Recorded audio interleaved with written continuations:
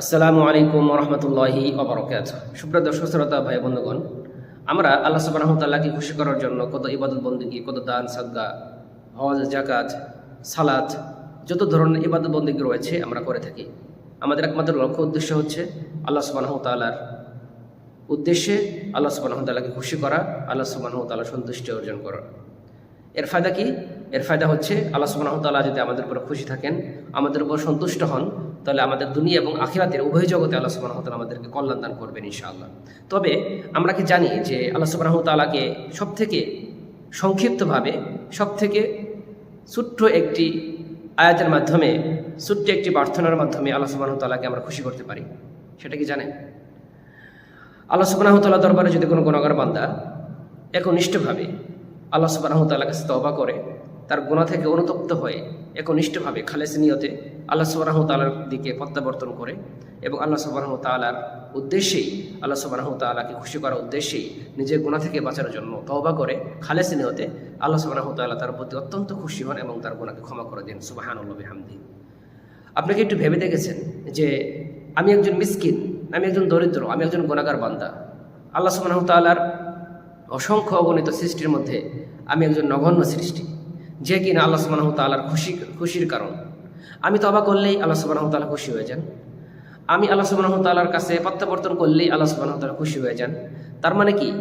আল্লাহ সুবহানাহু ওয়া তাআলার খুশির কারণ হচ্ছে আমি। সুবহানাল্লাহি ওয়া বিহামদিহি। তাহলে আমার মতো মিসকিন, আমার মতো দরিদ্র, আমার মতো গুনাহগার বান্দা, যে কিনা আল্লাহ সুবহানাহু ওয়া তাআলার খুশির কারণ। সুবহানাল্লাহি ওয়া বিহামদিহি। তাই আমরা ইচ্ছা করলেই আল্লাহ সুবহানাহু ওয়া তাআলাকে খুশি করতে পারি। আল্লাহ সুবহানাহু ওয়া তাআলা কেমন খুশি হন?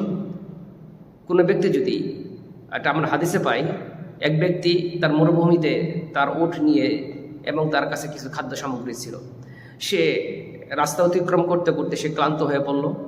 একটা সময় সে একটা গাছের নিচে সে বিশ্রাম নেওয়ার জন্য সে অবস্থান করলো।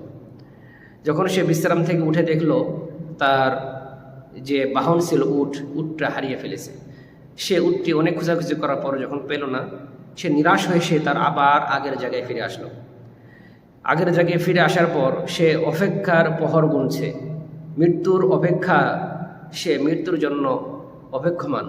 তার কারণ তার বাহন হারিয়ে ফেলেছে, তার কাছে যে খাদ্য ছিল সেই খাদ্যটাও শেষ হয়ে গিয়েছে।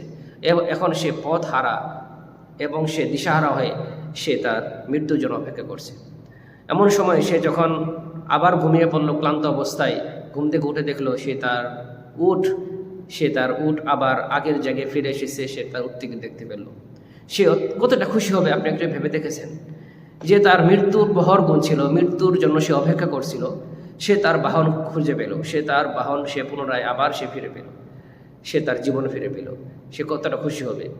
আল্লাহ সুবহানাহু ওয়া তাআলা এর থেকেও হাজার হাজার গুণ, অনেক অনেক গুণ সে আল্লাহ সুবহানাহু ওয়া তাআলা খুশি হন বান্দা যখন একনিষ্ঠভাবে আল্লাহ সুবহানাহু ওয়া তাআলার প্রতি তওবা করে, আল্লাহ সুবহানাহু ওয়া তাআলার কাছে তওবা করে, প্রত্যাবর্তন করে ফিরে আসে। তাই আসুন না, আমরা আমাদের হাজারো গুনাহ থাকা সত্ত্বেও, কোটি কোটি গুনাহ থাকার সত্ত্বেও, আসমান সম পরিমাণ গুনাহ থাকার সত্ত্বেও আমরা যদি আল্লাহ সুবহানাহু ওয়া তাআলার কাছে তওবা করি, আল্লাহ সুবহানাহু ওয়া তাআলা অত্যন্ত খুশি হন এবং তিনি খুশি হয়ে আমাদের গুনাহসমূহকে ক্ষমা করে দেন এবং পাপসমূহকে ক্ষমা করে দেন। তাই আসুন আল্লাহ সুবহানাহু ওয়া তাআলাকে খুশি করি এবং আমাদের পাপ মোচন করি। আল্লাহ সুবহানাহু ওয়া তাআলা আমাদের সকলকেই তৌফিক দান করেন। আমিন। আসসালামু আলাইকুম ওয়া রাহমাতুল্লাহি ওয়া বারাকাতুহু।